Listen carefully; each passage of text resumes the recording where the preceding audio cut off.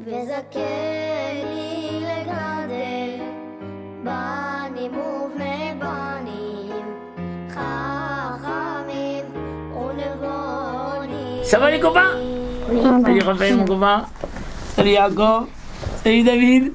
Je suis très content de faire votre connaissance et on va parler, on aura l'occasion souvent de faire des paroles de Torah, des sujets. La Torah est tellement riche, tellement vaste la Torah. Vous savez que bientôt, on va terminer maintenant Zot HaBracha, on va commencer Bereshit, il va y avoir Noach.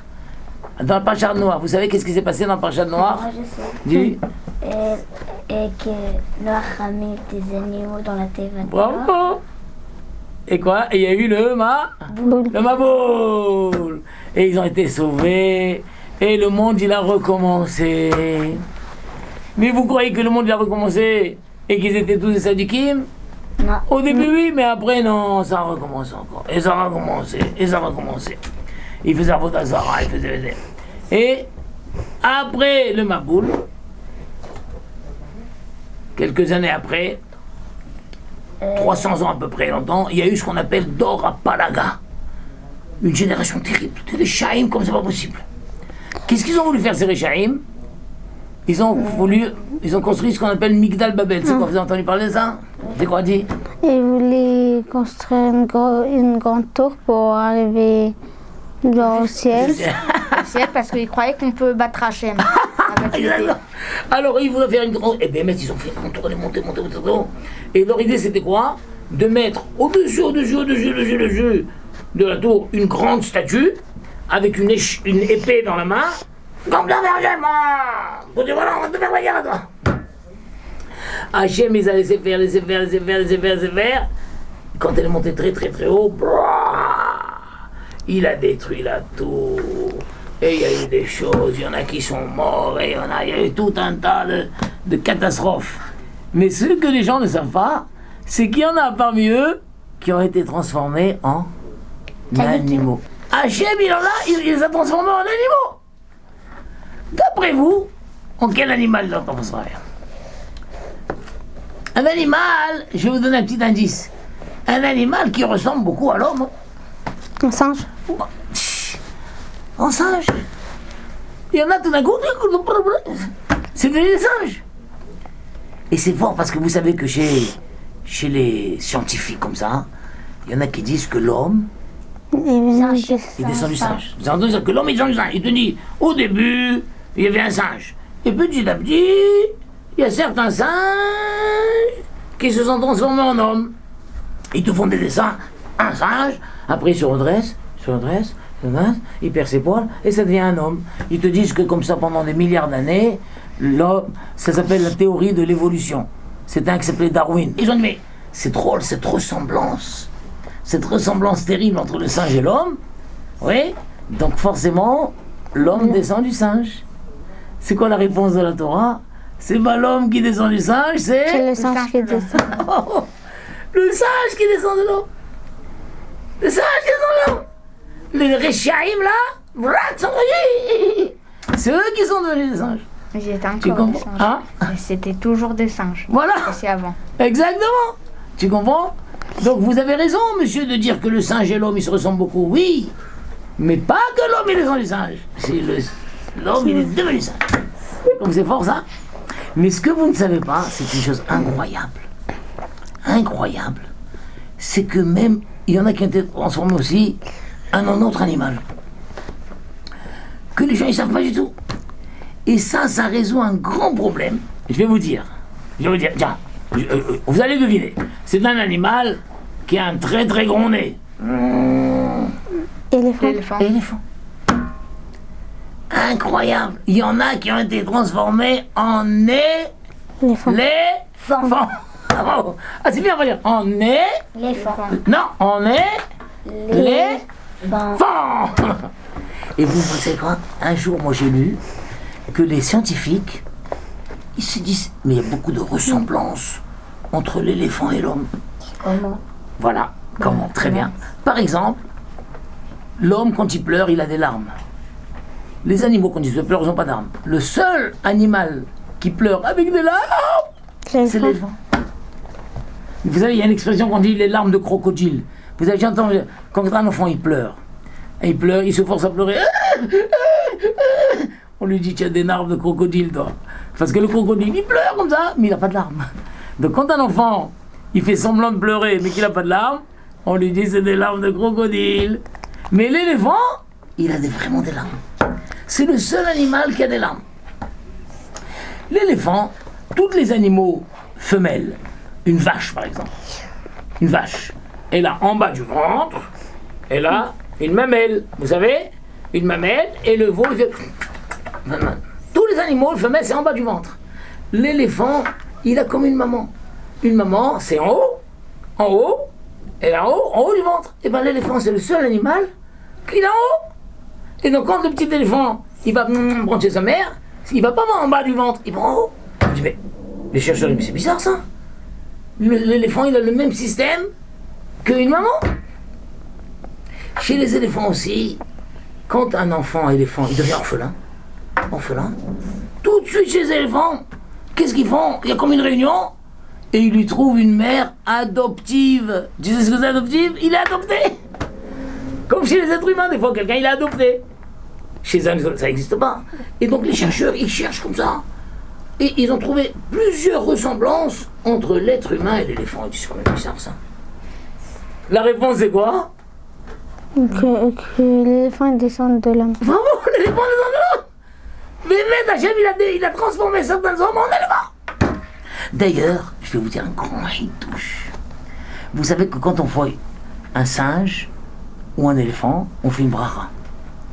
Quand tu vas au zoo, tu arrives chez les singes ou chez les éléphants, tu fais une bracha. Baruch ata Hashem, Elokeinu melech haolam, meshane. Pia! T'es un génie, toi! Ça veut dire quoi, meshane beriot? Qui change les créatures. Ça veut dire quoi, qui change les créatures? Eh ben oui! Il peut me changer un homme à un animal. En quel animal? Un homme. Un éléphant ou un singe. C'est pour ça que cette bracha, tu la fais pas quand tu vois une girafe. Quand tu vois une girafe, tu dis pas, mais pourquoi? Parce que la girafe, elle a toujours été Girafe. Tu vois? Mais le singe, il était un homme avant. Et l'éléphant, c'était un homme aussi. Donc quand tu vois un singe ou un éléphant, la bracha, c'est Baruch ata Hashem Elokeinu melech haolam, meshane beriot. Comprenez comme c'est fort ça? Vous savez comme c'est beau, comme la Torah elle est belle. C'est-à-dire, dans chaque chose, tu peux chercher des sujets, et comment ils disent les scientifiques, et comment ils disent ceci, là-dedans. Et la Torah, elle a la réponse à toutes les choses. Et comme c'est beau ça. Et qu'est-ce que vous pensez de ces fous-là? Ils ont voulu s'attaquer à Hachem. De nos jours, ça existe des gens qui veulent s'attaquer à Hachem. Oui. Bah oui. Ah oui, aujourd'hui aussi. Il y en a qui disent, on fait ce qu'on veut. On fait ce qu'on veut. Qui c'est? Mia donne la nous. Quoi, Hachem, il va nous dire ce qu'il faut faire. On fait ce qu'on veut, comme on veut. En vrai, ce problème de s'attaquer à Hachem, il n'est pas fini. Et vous savez que Haramim dit une chose incroyable. Et qu'en s'attaquant au clan d'Israël, on s'attaque à Hachem. Donc quand quelqu'un il veut s'attaquer aux Juifs en Israël, c'est une manière aussi de s'attaquer à Hachem. Vous comprenez? Parce que nous, on est le peuple d'Hachem. Et nous, qu'est-ce qu'on fait? On étudie la Torah. On sert Hachem Yitbarach. Comprenez? Maintenant, je vais vous poser une question fantastique.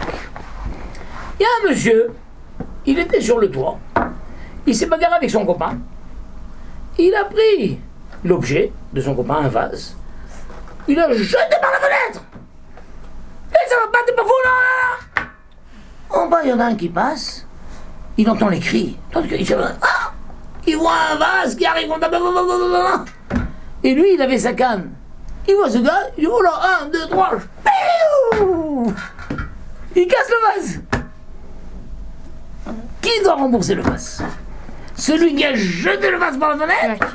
Ou celui qui, 1, 2, 3, Celui qui a jeté. Toi, tu dis celui qui a jeté. Et toi, qu'est-ce que tu dis? jeté. Aussi pareil. Et toi, C'est la Abraham? même chose. Même chose. Pourquoi pas celui qui a cassé? Parce que c'est- même si il cassait pas, ça tombait par terre et ça se alors cassait. ça tombait, ça se cassait. Alors il a cassé le vase. Vous avez raison. D'abord, vous avez raison. C'est vrai que c'est celui qui a jeté qui est Hayav.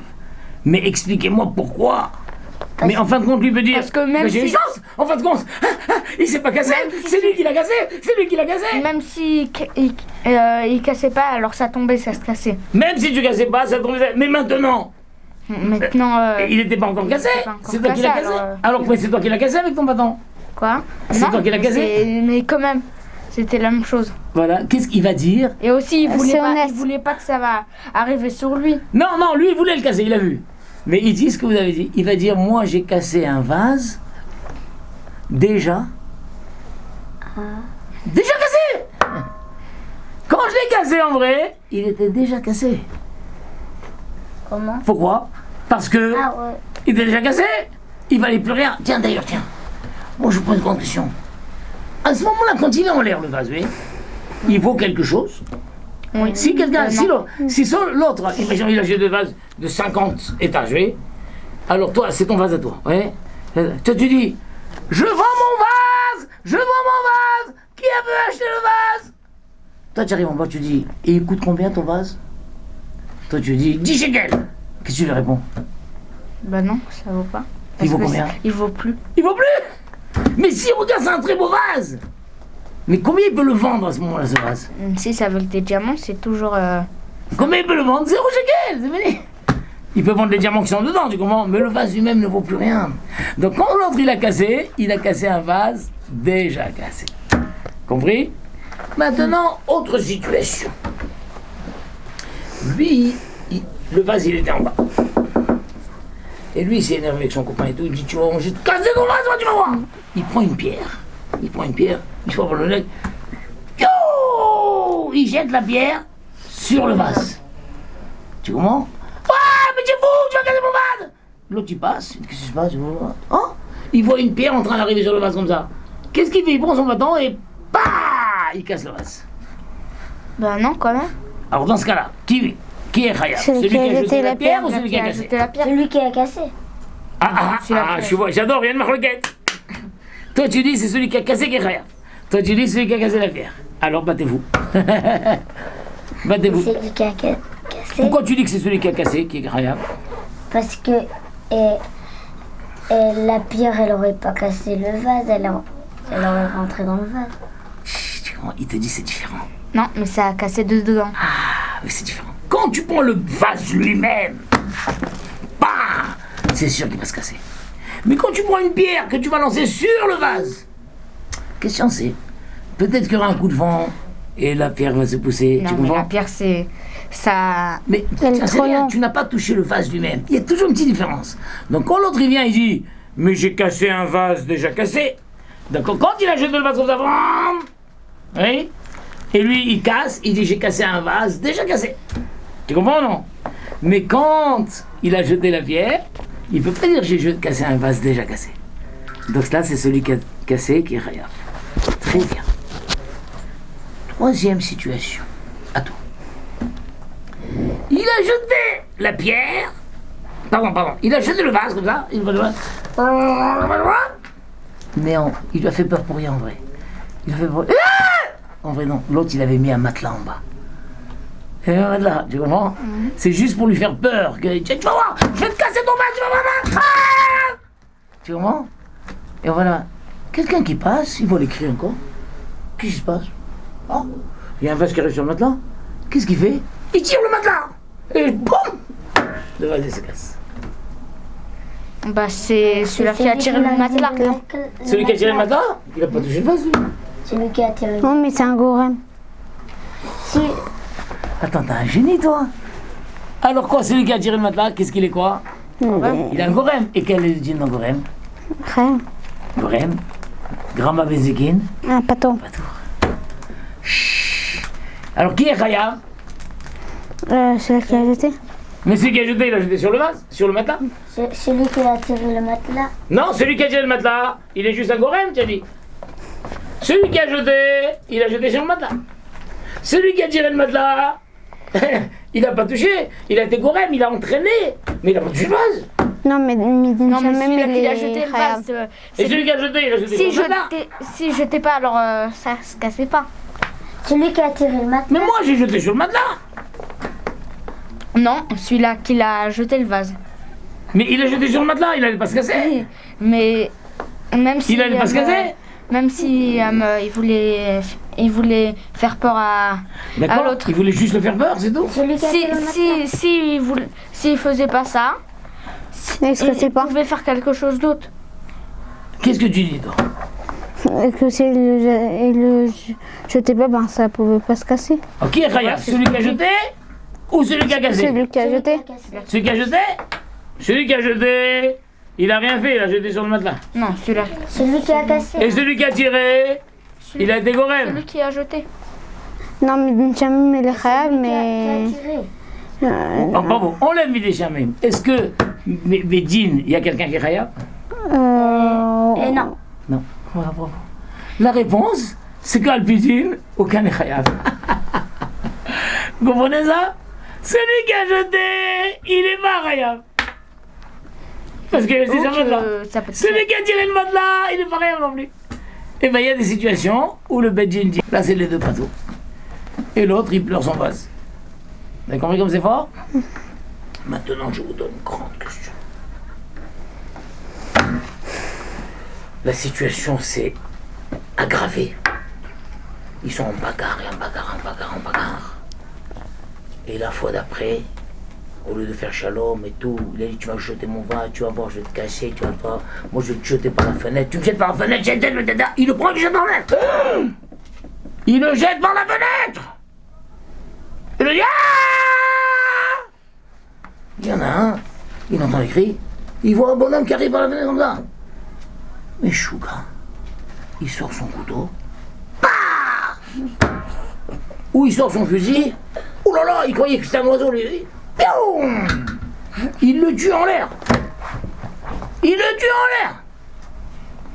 Qui est Raya? Celui qui a jeté par la fenêtre ou celui qui l'a tué en l'air? Celui qui a jeté par le fenêtre. Ouais. Toi tu dis c'est que dans l'air. Pourquoi? Parce que de toute façon, il aurait été mort. C'est très bon. Donc tu dis c'est la même chose C'est la même chose. que de jeter un vase. Si jetait pas, si jetait pas, alors ça se passait pas. Voilà. Comme il a jeté, il allait mourir. Il a celui-là. jeté aussi, il allait mourir. Donc toi tu dis que jeter un vase ou jeter un homme, c'est pareil. Et donc quand l'autre, il a cassé le vase, quand il a cassé le vase, qu'est-ce qu'il dit? Bah, J'ai cassé un vase déjà cassé. Et quand il a tué l'homme, pareil, il dit j'ai tué un homme déjà mort. Et pourtant il y a une différence. Là on dira que c'est lui qui est Raya. Ouais, c'est lui. ah non, parce Quelle qu'il différence pouvait être pas de soi. Hein? Il pouvait se blesser. Non, Ah mais non. il allait mourir. Quelle différence? Non, mais si on tire, on se blesse. Non mais là Il non, faut mais là- qu'on tire beaucoup. Non mais là il a tué. Attends, la mitraillette. Attends. Tu vois, on dit que c'est lui qui est Raya. Mais pourquoi? Il allait mourir. Quelle différence entre tuer un homme en l'air ou casser un vase en l'air? Bah, c'est la même chose que la question d'avant. Bah, il y a personne qui. Non mais là je te dis, là, il est Raya. Celui qui a tué, c'est lui l'assassin. C'est lui l'assassin. Dites-moi, la vie, ça compte? Oui. Bah, faire des mitzvot. Voilà. Et vivre Ouais, une seconde de plus ou une seconde de moins, ça compte? Oui. Oui. Ah, c'est celui-là qui a tiré alors. Pourquoi? Pourquoi? Parce qu'il pouvait vivre encore. L'autre, il avait encore une seconde de Quelques vie. secondes. Il avait 2 secondes de vie. Et un homme en 2 secondes de vie, peut-être qu'il attend de dire « Je suis pas Israël !» Ou peut-être, il peut encore faire Tchouva. Tu comprends? Il peut faire quelque chose. Attends, mais tu sais quoi? Le vase, ça change rien. Il dit « Mais il était déjà cassé ce vase. » Tu comprends? D'accord. Mais il dit « Mais il était déjà mort. » Il était pas mort. Il avait encore 2 secondes de vie. Il avait encore 2 secondes de vie. Tu comprends? Tu l'as privé de ces 2 secondes de vie. C'est toi l'assassin. Y'a quelqu'un comme c'est beau? C'est comme c'est beau? Un homme, tant qu'il y a 1 seconde de vie. C'est pour ça que même, Laurent, si quelqu'un il est malade, il va mourir. Quelqu'un vient, il lui ferme les yeux. C'est un assassin. Pourquoi? Il a encore 1 seconde où il voit le monde. Il voit les gens qu'il aime autour de lui. Il peut encore faire Tchouva. Il peut encore aller à Israël. Il peut... Et toi, tu l'as fermé les yeux. Comme c'est beau? D'accord, un être humain, c'est pas un vase. Compris, enfants? Vous êtes des patrons. Je vous aime beaucoup.